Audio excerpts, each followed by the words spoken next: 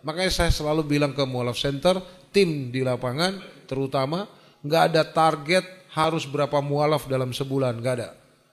Targetnya adalah seberapa banyak ikhtiar kita untuk mengenalkan Islam kepada mereka yang kafir maupun yang tadi itu Islamnya garis bawah, ya, kasih tanda kutip, Islamnya melenceng, liberal, Syiah, ini sebutin aja semua. Ya memang kita biasa doa sapu jagat juga ya. Rabbana atina fid dunya hasanah wa fil akhirati hasanah wa qina adzabannar. Oke, itu kan sapu jagat ya. Doa 1000 umat lah, udah semuanya dapat. Coba terapin, ya Allah, jika saya sudah tidak lagi berguna untukmu dan agamamu, matikan saya hari ini. Karena jika saya sudah tidak lagi berguna untukmu dan agamamu, sisanya adalah hanya dosa.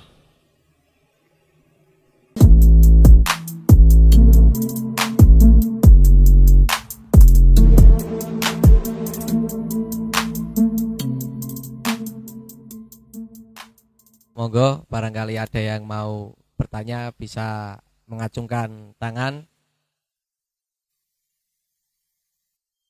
Mumpung ada Coach Steven ini di sini ya, yang kepo-kepo dengan Coach Steven untuk pengalaman-pengalaman beliau atau tanya tentang riba atau apa ya, monggo bisa. Atau gimana sih kok prinsip kopi ikhlas kan itu, bisnis ikhlas itu, Pak Rafiq. Assalamualaikum warahmatullahi wabarakatuh. Gimana, kau mau tanya gimana masalah keluarga ini, apa sudah mulai apa menjauhi, apa sudah dengan Coach Steven itu loh maksudnya. Dari 2012 sudah mulai dekat Pak. Saya udah mulai posting semua di Instagram 2012 itu udah dekat. Oh, ini masalah dengan kopi, apa bisa diweleri bikin nanti hasilnya untuk umat? Silahkan, kalau ada yang mau buka franchise silahkan. Pekalongan Jalan Selamat, Bendan. Nah. Assalamualaikum warahmatullahi wabarakatuh. Waalaikumsalam. Saya lihat di IG-nya Coach Steven mengenai vaksin corona kok. Iya. Nah, mohon pencerahannya kok. Iya, tadi sebelum subuh saya posting karena anak saya dipaksa untuk vaksin. Saya bilang keluarin aja anak saya dari sekolah itu. Iya, saya suruh keluarin aja. Enggak apa-apa, saya lebih rela anak saya homeschooling daripada dia harus dipaksa. Anak saya sehat, kenapa harus dimasukin virus ke badannya? Vaksin itu virus yang ditidurkan ya? Hah? Iya, dilemahkan, ditidurkan. Ngapain anak saya sehat dimasukin virus? Belum tentu cocok sama antibodinya. Lalu ada orang pemerintah jawab ke saya, ya kita harus coba ke semua orang. Ini rapat WHO hari Rabu, Kamis, hari Jumat kemarin. Nah, meeting WHO hari Jumat kemarin.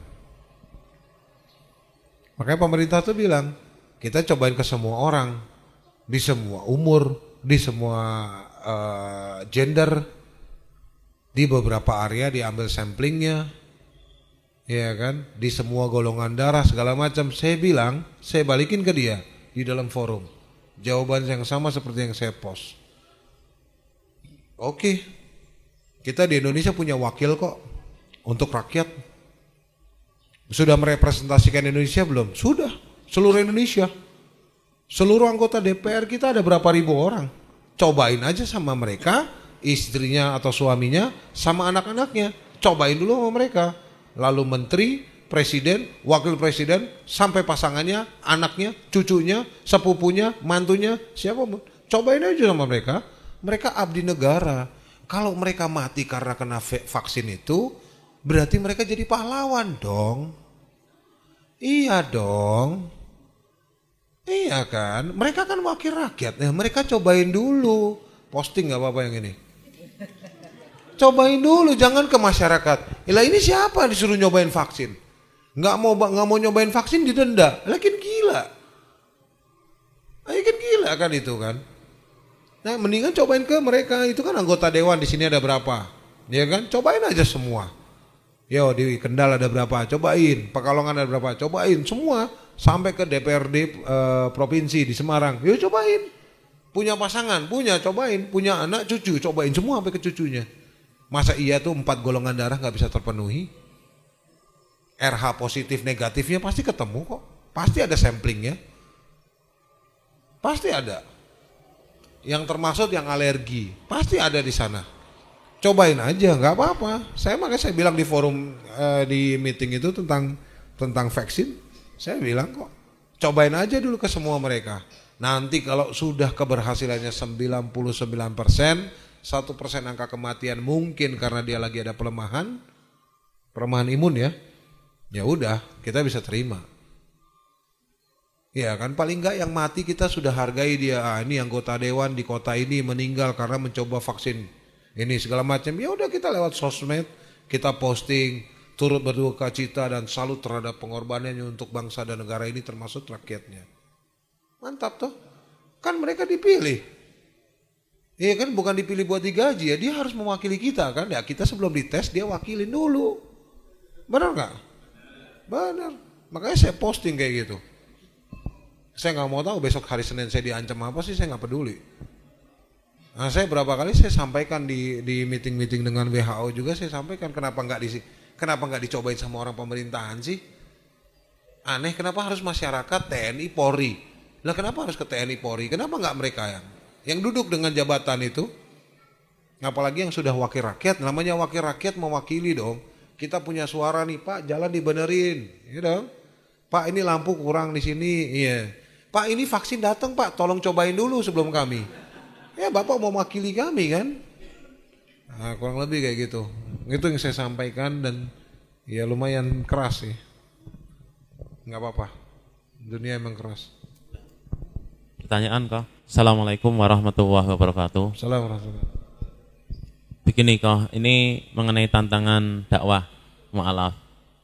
Selain dari pihak yang non-muslim, sekarang itu kan muncul tren itu kan justru kadang itu lawan kita itu justru yang ber-KTP muslim, tapi justru menyerang kita.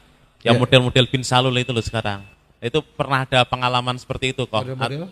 Model-model bin Salul. Oh. Nah itu pernah punya pengalaman seperti itu atau triknya itu bagaimana kok? Itu justru yang berat itu. Enggak berat juga, tak tinggalin. Orang-orang liberal itu ya sempat beberapa kali sampai ada beberapa tokoh-tokoh liberal gitu. Ya ngapain mau diladenin Mas, buang-buang waktu. Serius. Buang-buang tenaga, udah pasti ngeyelnya. Udah pasti beton lah tuh kepala. Batu. Mau ngapain dihadapin orang kepala batu. Tugas kita itu ikhtiar kita menasehati. Result, ada yang pakai bajunya enggak tuh? Nah, tugas kita itu ikhtiar, bukan sukses. Tugas kita cuma sebatas ikhtiar, bukan sukses. Tugas kita mengingatkan, bukan untuk dia kembali ke jalan yang benar. Kembalinya dia ke jalan yang benar itu hanya karena Allah yang mendatangkan hidayah untuknya. Sama kayak kita ke orang kafir. Tugas kita menyampaikan Islam dengan baik dan benar. Bukan harus si kafirnya masuk Islam, enggak ada. Makanya saya selalu bilang ke Mu'alaf Center, tim di lapangan terutama, enggak ada target harus berapa mu'alaf dalam sebulan, enggak ada.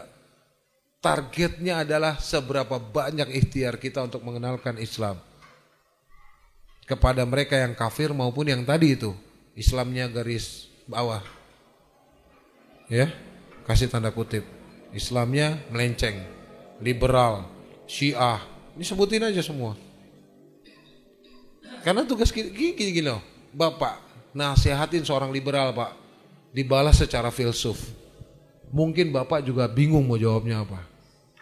Kalau udah ketemu orang filsuf, liberal, wah kelar Pak.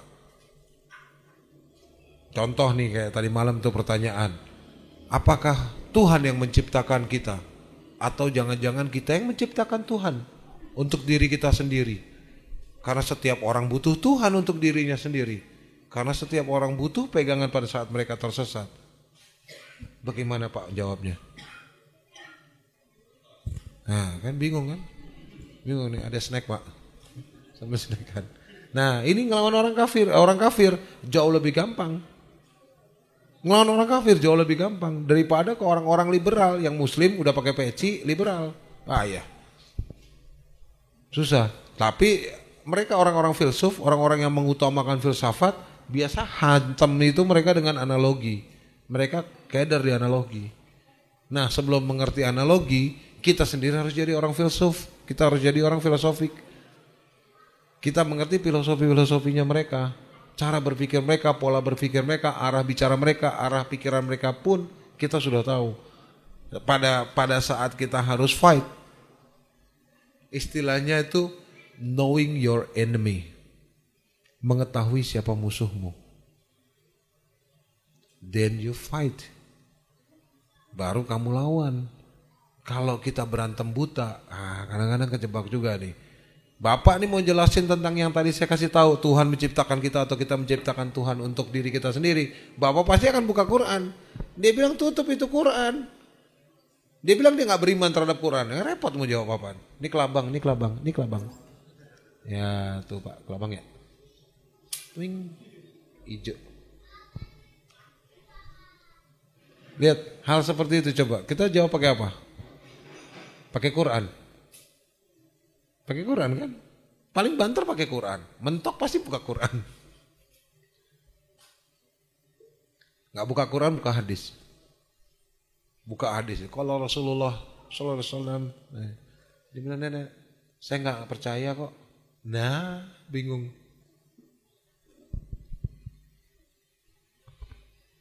Tugas kita hanya menyampaikan, bukan untuk sampai dia kembali ke Islam yang benar. Tugas kita, ikhtiar kita itu hanya menyampaikan Islam kepada mereka yang belum kenal. Bukan sampai mereka harus masuk Islam, enggak. Tugas kita cuma ikhtiar. Sukses itu urusan Allah. Allah akan memberi kita ganjaran, imbalan sesuai dengan keikhlasan kita. Makanya semalam saya terangin ke waktu raker, kita melatih keikhlasan. Karena berdakwah dengan berbisnis sama.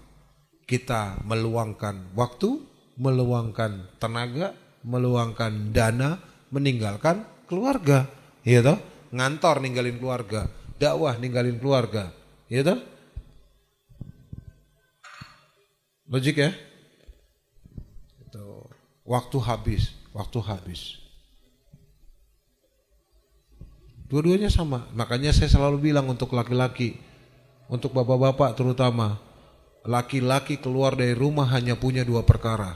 Satu, dia bekerja atau mencari nafkah untuk keluarganya. Yang kedua, dia berdakwah. Dalam keduanya itu matinya adalah fisabilillah, jihad fisabilillah. Dia akan terhitung sebagai syuhada. Keluarnya laki-laki dari rumah cuma dua. Makanya saya kalau keluar dari rumah, saya nitipkan ke istri saya, jangan doain papi pulang dengan selamat, doain papi pulang meninggal. Siapa yang gak mau jadi syuhada? Ada? Jaminannya surga Pak. Makanya saya selalu ngomong ke istri saya kayak gitu, Bun, doain papi gak selamat ya kali ini pergi ya. Selalu seperti itu. Kemarin juga. Dan dia udah terbiasa kok. Ya, semoga yang kali ini kamu pulang selamanya. Sudah terbiasa. Ya, coba dipraktekin di rumah. Tapi ingat, keluarnya cuma dua perkara.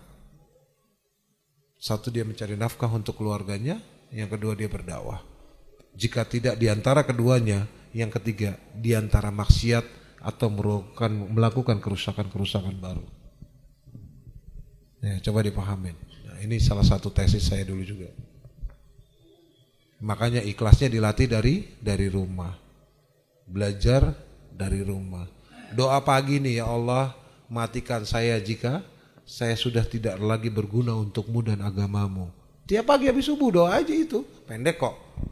Ya memang kita biasa doa sapu jagat juga ya. Rabbana atina fid dunya hasanah wa fil akhirati hasanah wa qina adzabannar. Oke. Itu kan sapu jagat ya. Doa 1000 umat lah. Udah semuanya dapat. Coba terapin, ya Allah, jika saya sudah tidak lagi berguna untukmu dan agamamu, matikan saya hari ini. Karena jika saya sudah tidak lagi berguna untukmu dan agamamu, sisanya adalah hanya dosa. Wah, kan kajiannya jadi serem kan? Ini udah bengkok ke arah akidah nih. Beda tema, ganti balik lagi Pak. Bapak temanya kejauhan nanti saya.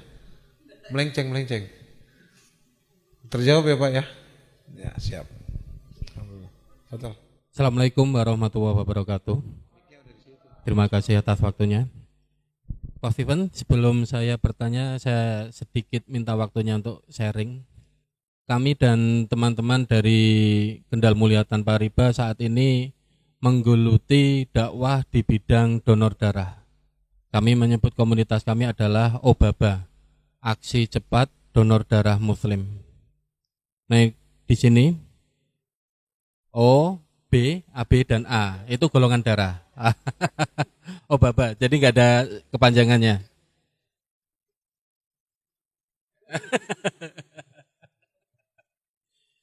Jadi dalam aksi ini kita mempunyai dua keprihatinan. Yang pertama, ternyata yang menderita pasien membutuhkan darah itu mayoritas 85% adalah muslim. Dan jawabannya karena muslim mayoritas di Indonesia. Ya, betul. Dan yang keprihatinan yang kedua, mayoritas yang memberikan darah itu adalah gereja. Sebagai sampel, di Semarang itu ada 1.200 masjid. Sekitar 10-12 masjid saja yang aktif donor darah, dan itu pun dalam setahun belum tentu kontinu. Artinya ada yang 2 bulan, 3 bulan dan sebagainya. Tetapi dari 500 sekian gereja di Semarang, itu ada sekitar 50-an gereja aktif per 2 bulan. Bahkan mereka sampai memaksa jamaah mereka untuk berdonor darah.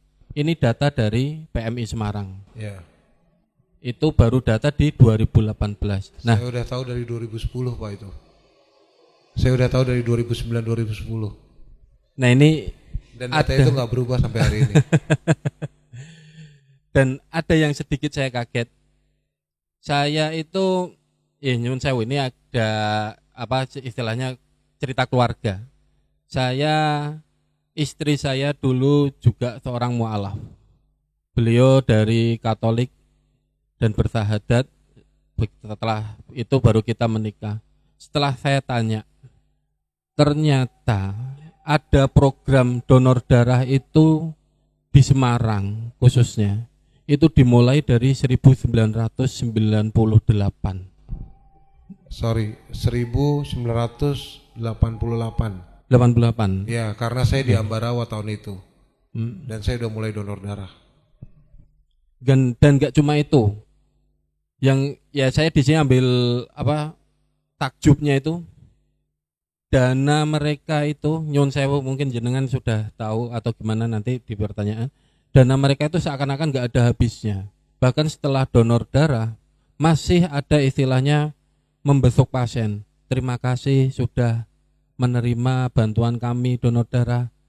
Kalau ada yang lain, apakah transportasi, dana dan sebagainya, mohon bisa menghubungi kami.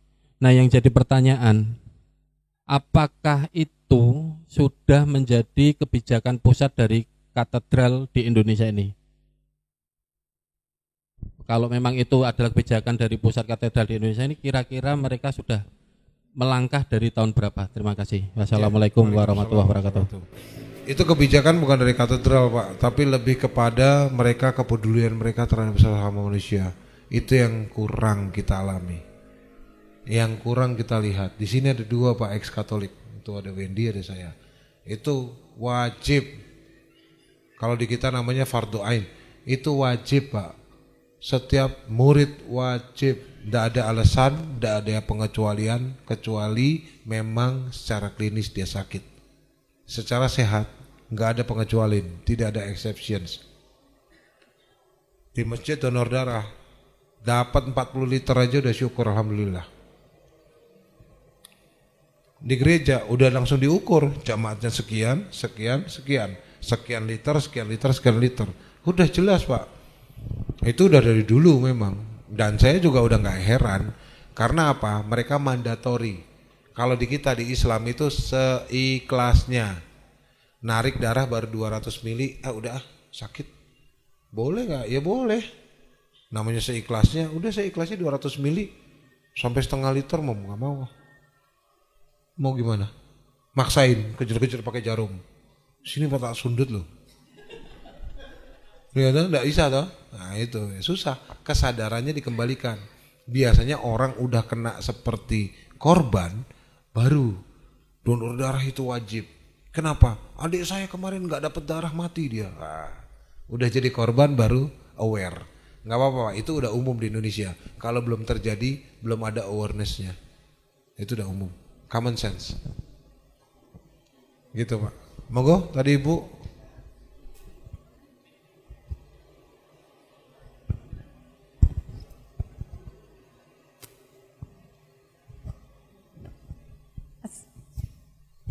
Assalamualaikum warahmatullahi wabarakatuh. Waalaikumsalam warahmatullahi wabarakatuh. Aku mau nanya nih kok, kalau misalnya kan saya mualaf, alhamdulillah. Terus waktu pulang ke kampung, orang tua itu kan kalau di Kristen itu ada namanya CD. Namanya CD. Kan habis di baptis umur 17 tahun gitu kan harus di CD. Iya, CD jamaat. Iya, dan waktu itu saya kan belum CD tapi udah bersyahadat. Dan orang tua itu kan katanya kalau belum di CD itu kan dosa-dosanya kan ditanggung sama orang tua. Iya. Iya, jadi aku harus ikut CD itu. Jadi kalau aku mau ngapain itu ya udah dosanya sendiri gitu. Dan apakah itu membatalkan syahadat saya atau gimana, atau aku harus bersyahadat lagi gitu? Akhirnya Terima Ibu CD. kasih. Iya. Idi.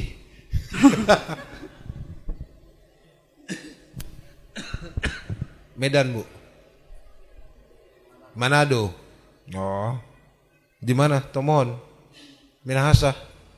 Minahasa Utara, Selatan. Selatan. Selatan. Minsel. Papiku lagi ada di Tondano sana. Oke. Jadi nah, pasti di jamaat itu Ibu melakukannya sejauh mana nih? Posisinya kan keluarga nggak tahu kalau saya udah Islam. Iya. Lalu Ibu melakukan CD-nya lengkap, pemberkatan ikut? Kan cuman sekali, karena waktu itu karena saya kan maksudnya udah 25 tahun ya, 26 tahun, jadi kan katanya ya udah terlalu tua gitu untuk CD. Iya. Harusnya itu kan umur 17-an Sebelum itu harus. 20. Iya, sebelum 20 itu udah CD. Jadi waktu itu aku nggak ikut kayak ya cuman kalau di sana itu namanya katekisasi ya. Katekisasinya Ya, ikut. aku nggak ikut katekisasinya. Oh, nggak ikut katekisasi. Iya, karena berarti nggak lulus dong. Iya, nggak lulus. Kita bicara cuman kita doang yang tahu sama paling 1-2 nih, yang lainnya bingung. Kita ngomongin apa nih? Iya, soalnya kan waktu ikut katekisasi itu kan aku banyak yang udah nggak tahu gitu kan, bacaan iya. ini udah. Jadi aku bilangnya aku udah nggak bisa gitu. Tapi katekisnya ikut lulus? Nggak ikut. Nggak ikut. Nggak ikut. Nah, Tapi siginya tetap nggak beres dong. Iya, makanya makanya aku mau nanya Sampai itu. sidangnya nggak? Nggak ikut. Nggak ikut sidangnya? Nggak ikut. Ya nggak ada masalah. Oh, cuman waktu pas hari hanya itu kitanya itu kan disuruh berdiri di depan, terus ada saksi-saksinya gitu. Dan aku itu berdiri di situ dan aku juga ke gereja gitu. Iya, enggak, maksudnya kan di situ berdiri enggak sampai pengakuan kan? Doa aku percaya enggak? Enggak. Enggak, ya udah. Cuman ya berdiri karena waktu itu kan kayak doa juga kan udah banyak lupa gitu. Jadi cuman diam aja di depan, disuruh di depan diam. Paling bagus kalau ibu datang pakai cadar kayak gini, Bu. Waduh. Keren sekali itu. Mantap itu. Enggak, ini bukan Katolik. Protestan, karena ada Iya. CD jemaat kan. Ya, terus Ya. apakah aku harus bersahadat lagi? Enggak. Oh, Pokoknya alhamdulillah. sampai titiknya di mana ibu kalau ikut aku percaya itu, nah, ya udah selesai. Ibu harus syahadat ulang. Karena aku percaya, tahu kan isinya? Nah, nggak usah di sini sebutin. Ya udah. Ya, ini yang tahu si Jeffrey, mana tuh si Jeffrey itu? Jeffrey itu yang Protestan tuh. Lu mah Katolik nggak ada men. Dia kayak keterima sakramen krisma. Ya itu krismanya. Cuman dia nggak sampai ke titik yang penerimaannya itu. Karena mungkin lupa juga.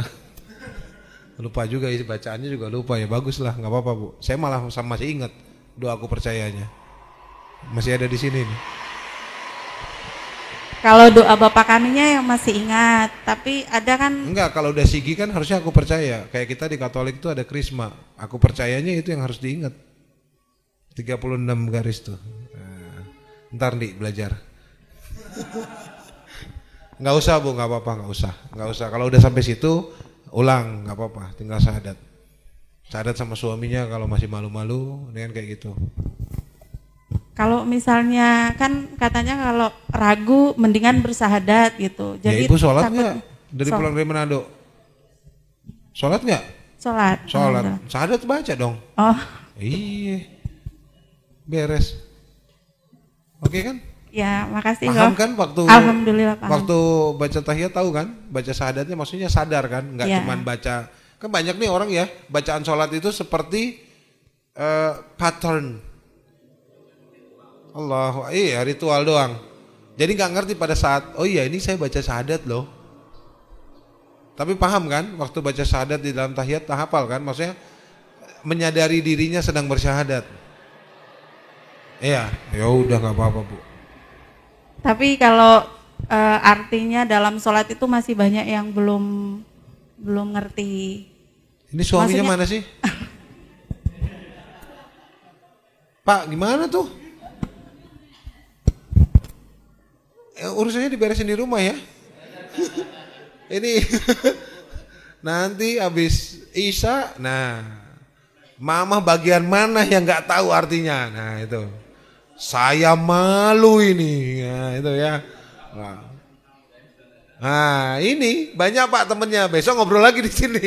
Wah aku juga nggak ngerti ya. Nah itu ya. Lalu tibalah Mualaf Center Kendal nanti membuat kajian khusus bacaan sholat yang harus dihafal. Itu cara kita biar fokus. Mualaf saya ajarin fokus dengan sholat. Lihat, sholat ini jangankan mualaf, yang muslim dari orok, muslim karena nasib, ya nasibnya orang tuanya muslim, dia muslim, belum tentu hafal bacaan sholat. Ini tak kasih tahu Bu, bukannya pembenaran ya. Ibu harus ngafalin nanti. Kalau suaminya nggak hafal, beli buku bareng, ngafalin bareng. Kenapa? Pada saat kita tahu apa yang kita baca pada saat sholat, ini ada kajiannya, namanya Muslim Awareness. Jadi consensual as a Muslims. Ada kajian dalam bahasa Inggris, aku nggak ngisi kajian di Malaysia. Jadi ini aku kasih sedikit kisi-kisinya Bu. Di mana kita itu sadar sebagai seorang Muslim, kita harus tahu, yakni pada saat satu kita diuji sama Allah. Pada saat kita diuji sama Allah, kita tahu, ya Allah ini ujian bagiku dan saya terima. Oke? Maka itu tidak akan menimbulkan keluhan kita kepada Allah. Pada saat Allah memberikan kelonggaran untuk kita, kita tahu, ya Allah saya tahu ini adalah kelonggaran darimu dan akan saya arahkan sesuai dengan syariatmu. Misalnya saya mau ikut bangun masjid walaupun cuma dapat satu tiang, saya mau ikut nyumbang masjid walaupun cuma dapat satu karpet. Lihat, ini Muslim awareness atau conscientiousness. Jadi dia sadar, secara sadar dia sedang ada di dalam ujian. Biasanya yang bikin orang gampang mengeluh karena dia tidak sadar dia ada di dalam tengah-tengah ujian. Akhirnya dia mengeluh, ya Allah gini-gini amat hidup. Ya Allah ini gigi sakit banget ya Allah. Ya ada aja. Ya Allah nih anak bandel amat nih, hati-hati ya. Ini kadang-kadang nih mulut nih. Sombong-omong. Ya Allah Dok, bandel amat tuh jadi orang. Ya. Ini keluhan-keluhan yang nanti ujungnya seperti itu. Oke, kembali ke sholat tadi. Lihat, ini beda tema. Saya cuma cuplik dikit. Balik lagi. Jadi pada saat dia, ini salah satu tema di dalam kajiannya. Dia sadar dia sedang sholat. Maka arah untuk dia kehilangan konsentrasi. Urusan kantor, anak, gaji. Wah dipotong nih. Wah ada ini. Bulan depan listrik harus ditambah karena aku nambah lampu, taman harus diperluas, bapak minta kucing. Waduh. Ya ini muter semua di otak pada saat sholat. Tok.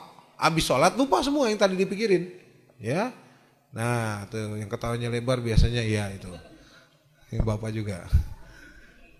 Tekniknya adalah menghafal bacaan sholat termasuk artinya. Artinya apa? Pada saat kita sujud, kita tahu kita baca apa dan artinya apa. Pada saat kita i'tidal, kita tahu. Pada saat kita tasyahud akhir, kita tahu. Oh iya, artinya ini. Jadi nggak memberi celah kepada otak untuk berpikir hal yang lain. Lampu belum dinyalain lah, ada nyamuk terbang. Wah itu tuh ganggu banget tuh. Ngung. Wow. Iya, belum halu, tambah-tambah halu. Ya kan, tambah-tambah halu ini yang repot. Aduh, itu motor kuncinya jangan-jangan ketinggalan tuh. Pengen ngerubah kantong tapi gerak satu gerakan. Kuncinya udah di kantong belum ya? Jangan-jangan cemantel di motor. Nah, itu. Lihat tuh cara setan tuh pakai kilikan ini dikelitikin pelan-pelan hatinya. Ya, tapi kalau kita fokus bacaan Arabnya, bacaan Indonesia, bacaan Arab, bahasa Indonesia, bacaan Arab, bahasa Indonesia. Insya Allah itu semua lewat. Ya, insya Allah itu semua lewat. Ya, kurang lebih kayak gitu. Jadi, mulai dihafal Bu. Oke? Suami, halo? Oke Pak? Nah, udah oke Bu, tenang. Lanjut, monggo. Ya.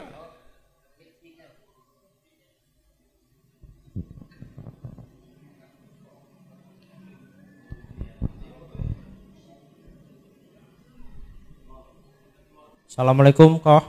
Waalaikumsalam warahmatullahi wabarakatuh. Ini saya mau bertanya kok. Jadi dulu sebelum saya hijrah itu kan saya banyak teman ya, ada yang Kristen ada yang Katolik gitu kan ya. Jadi sering kumpul main bareng itu sampai saya tuh pernah kagum sama agama itu gitu. Jadi saya itu dulu suruh gambar muka Yesus di punggung teman saya, itu saya gambar. Terus habis itu saya juga karena dulu saya termasuk apa ya, pluralisme ya, jadi semua agama itu sama dan saya juga menganggap apa sih Tuhan gitu kan, enggak pernah sholat gitu kan, jarang Jumatan gitu. Nah sampai saya bikin tuh kayak salib, terus saya taruh di rumah gitu. Dan saya juga masih ada tuh kaos Santa Claus. Itu saya kalau kayak gitu tuh udah masuk murtad atau gimana? Terima kasih. Gambar muka Yesus. Jadi gambar muka Yesus mungkin ya tadi ya pertama ya.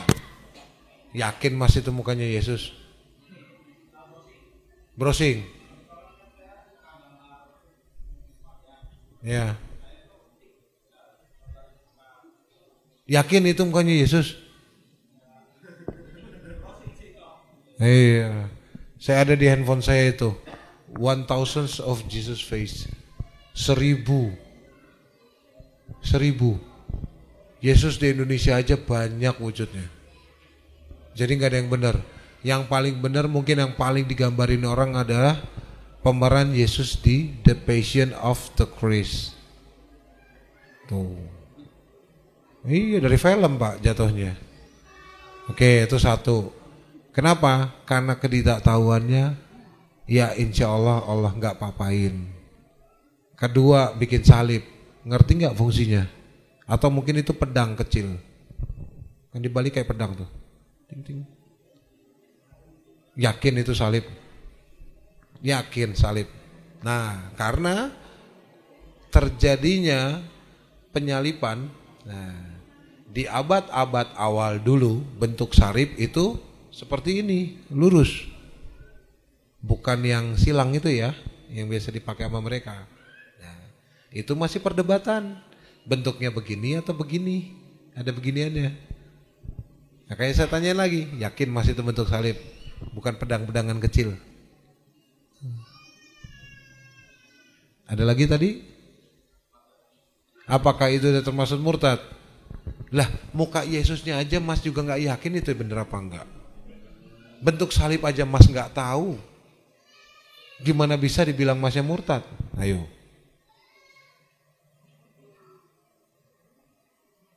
Oke? Ya? So, kalau saya sih jauh lebih husnuzon sama Allah daripada mau suuzon sama hati sendiri. Nah, karena memaafkan diri sendiri itu jauh lebih rumit daripada memaafkan orang lain. Kepitek nih. Kok maaf ya? Tapi kepikiran dia sampai sholat. Ya Allah, gue tadi nginjek kakinya Kokoh, sakit nggak ya itu ya? Nah, itu. Ini sering terjadi. Hati-hati dengan hatimu. Ya, karena memaafkan diri sendiri itu jauh lebih rumit daripada memaafkan orang lain. So Masnya harus mulai. Ini biasa kekajian hijrah. Saya ngisinya adalah mulailah memaafkan dirimu sendiri dengan masa lalumu.